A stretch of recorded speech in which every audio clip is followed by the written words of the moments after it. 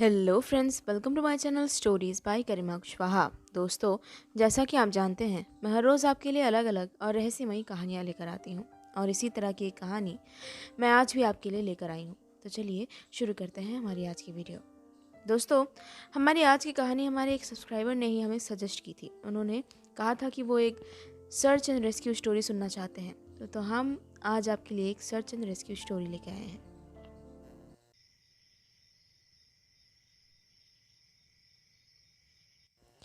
मैं एक US forest officer हूँ।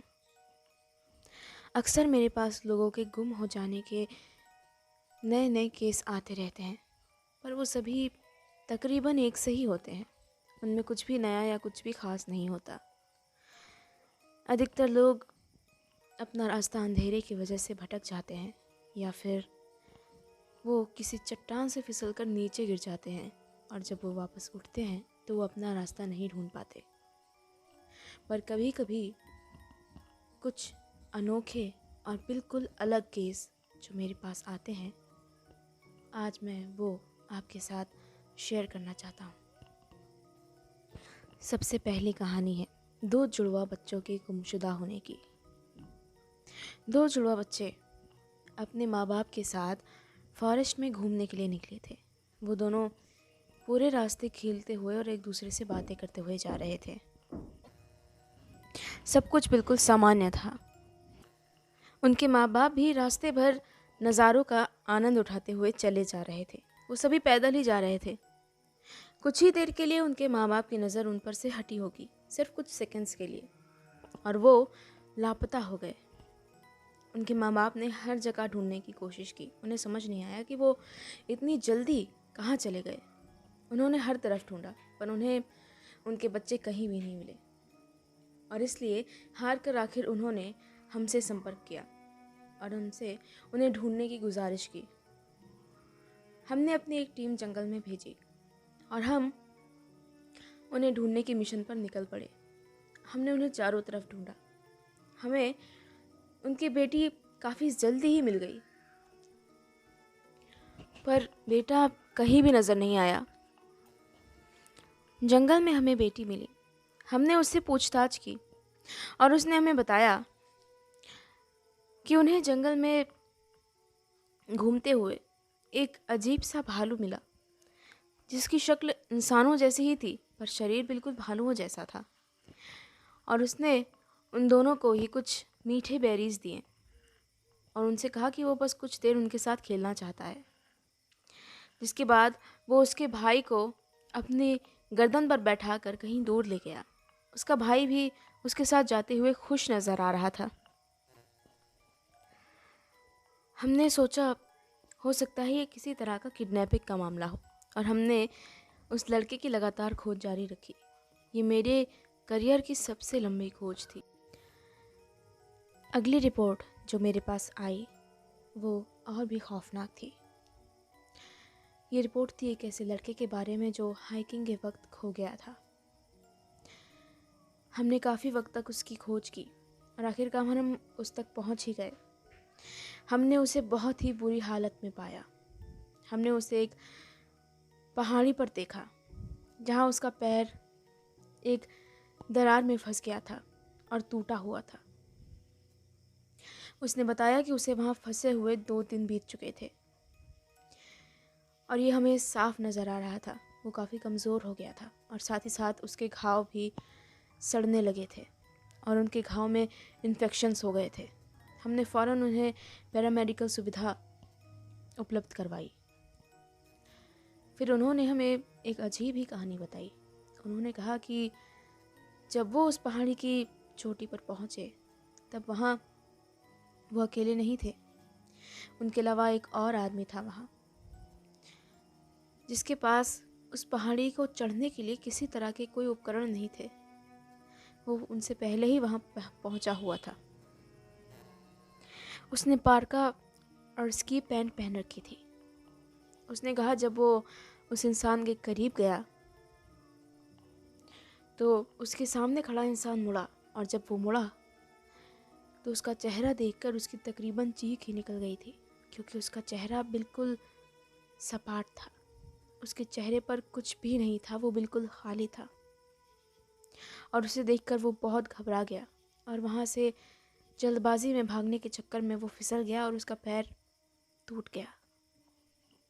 उसने कहा कि वो तकरीबन 2 दिन तक यहाँ फंसा रहा और इस दौरान जब भी वो सोने की कोशिश करता, उससे उस इंसान की चीखें सुनाई देती थी। उसका भयानक चेहरा नज़र आता था और ऐसा महसूस होता था मानो कोई पहाड़ी पर चढ़ रहा हो।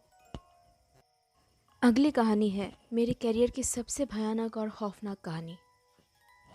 ये कहानी है एक औरत के बारे में जिसके गुमशुदा होने की रिपोर्ट हमें मिली थी और हमने उसे फ़ौरन ही ढूंढना शुरू कर दिया था। हम उसे काफ़ी देर तक ढूंढते रहे और आखिरकार हमारे कुत्तों को उनकी गंध मिल गई और उनका पीछा करते करते वो एक नदी के पास पहुँचे, जहाँ वो हमें आखिरकार नज़र आ गई। वो नदी के बीचों बीच एक पुराने सड़ते हुए लट्ठे को पकड़कर खुद को डूबने से बचाने की कोशिश कर रही थी। हमने फ़ौरन उन्हें वहाँ से बाहर निकाला। उन्हें ठंड लग रही थी और उनके चेहरे से साफ नज़र आ रहा था कि वो गहरे सदमे में हैं। हम उन्हें अपने साथ लेकर आगे बढ़ने लगे। वो लगातार पीछे की तरफ देखती हुई चली आ रही थी। पता नहीं वो क्या देख रही थी। मुझे ये थोड़ा अजीब लगा, पर मुझे लगा कि वो शायद सदमे में हैं और परेशान हैं। वो अभी भी ठंड से कांप रही थी। हम आगे बढ़ रहे थे, तभी अचानक उस लेडी ने मुझसे फुसफुसा कर कहा, वो बड़ा काली आंखों वाला आदमी हमारे साथ क्यों चल रहा है? मैं उसके कहने का कुछ भी मतलब समझ नहीं आ पाया क्योंकि हमें वहाँ पर कुछ भी नजर नहीं आ रहा था और मुझे लगा कि हो सकता है कि वो वाकई में बहुत गहरे सदमे में हो और इस वजह से वो इस तरह की अजीब बातें कर रही हो, और इसलिए हमने उसकी बात पर ज़्यादा गौर नहीं किया और हम आगे बढ़ने लगे। कुछ दूर आगे जाने के बाद उसने फिर से उसी तरह फुसफुसाती आवाज़ में हमसे कुछ कहा। उसने कहा, उससे उससे कहो कि मुझे घूरना बंद करे, उससे कहो कि वो मुझे चिढ़ाना बंद करे। किससे? मुझे उसकी कही हुई कोई भी बात समझ नहीं आई क्योंकि मुझे कुछ भी नज़र नहीं आ रहा था और हम उसी तरह आगे बढ़ने लगे। फिर उसने हमारे साथ चलने से मना कर दिया। उसने कहा कि वो हमारे साथ नहीं जाएगी। वो किसी भी कीमत पर हमारे साथ चलने को तैयार नहीं हो रही थी, पर हमने किसी तरह उसे हमारे साथ आने के लिए मना लिया। उसके बाद हम जैसे ही कुछ आगे बढ़े, एक अजीब सी आवाज़ ने हम सभी को चारों ओर से घेर लिया। ये कैसी आवाज़ थी ये समझाना ज़रा मुश्किल है। ये आवाज़ कुछ ऐसी थी मानो कोई खांस रहा हो, पर एक रिदम में और बहुत गहरा, मानो मानो जैसे किसी कीड़े की आवाज़ आ रही हो। इसे समझाना बहुत मुश्किल है। खैर, कुछ देर बाद ये आवाज़ें आना बंद हो गई और हम आगे बढ़ने लगे और आगे बढ़ते बढ़ते हम कुछ आगे पहुँचे और कुछ देर बाद फिर से वैसी ही आवाज़ें आने लगी। हम सभी ये सुन पा रहे थे पर हम में से कोई भी इस पर ध्यान नहीं देना चाहता था। वो एक अजीब एक्सपीरियंस था हम सभी के लिए। किसी तरह वो रास्ता कटा और हम हमारे कैंप तक पहुंच गए। जब हम वहां पहुंचे और मैं पीछे मुड़ा तब मैंने देखा वो लेडी मुझे घूर रही थी। वो मुझे इतनी बड़ी आंखें करके देख रही थी जितनी कि कोई भी इंसान अपनी आंखें खोल सकता है। वो मुझे एक टक देख रही थी बिना पल के झपकाए हुए। फिर उसने मेरे कंधे को छुआ और उसने कहा,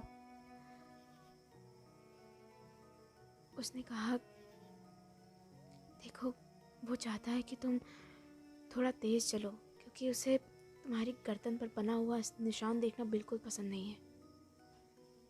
ये सुनकर मुझे थोड़ी हैरानी हुई क्योंकि ये बात सच थी कि मेरे गर्दन पर एक निशान था, पर वो निशान हमेशा मेरे कॉलर के नीचे छुपा रहता था।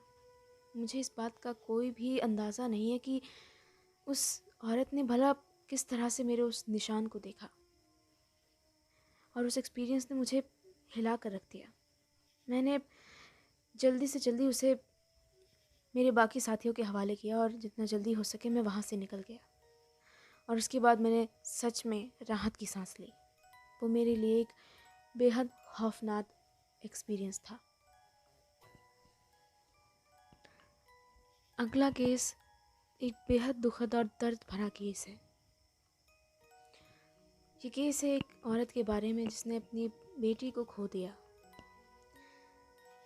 हम उसकी बेटी को जंगल में ढूंढने निकले और हमें उसका शव बरामद हुआ।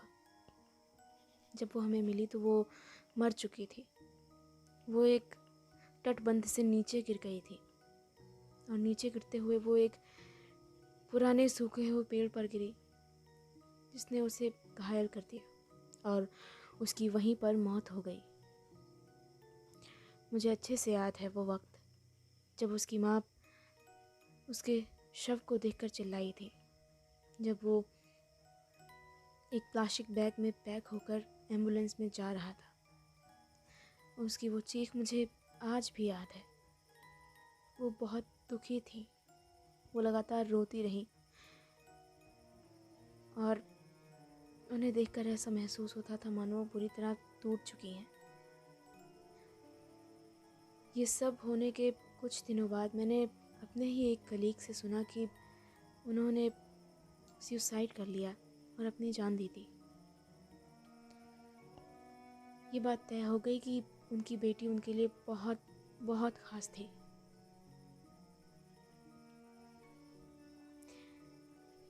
ये थे मेरी ज़िंदगी से जुड़े हुए कुछ खास केस जिनके बारे में मैंने आज आपको बताया है। तो दोस्तों, इसी के साथ ख़त्म होती है मेरी आज की कहानी। मेरी आज की कहानी आपको कैसी लगी ये मुझे कमेंट करके ज़रूर बताइएगा। साथ ही साथ आपके सजेशंस भी मुझे भेजते रहिए और मैं आपके सजेशंस पर वीडियो ज़रूर लाऊंगी। जल्दी ही मैं आपके लिए एक नई मिस्ट्री स्टोरी लेकर आने वाली हूँ। मुझे कमेंट करके बताइए अगर आपको डिटेक्टिव स्टोरीज़ भी पसंद हैं और मैं आपके लिए डिटेक्टिव स्टोरीज़ भी लेकर आऊँगी। तब तक के लिए अपना ख्याल रखिएगा। अगर आप चैनल पर नए हैं तो इसे सब्सक्राइब ज़रूर कर लीजिएगा। Thank you.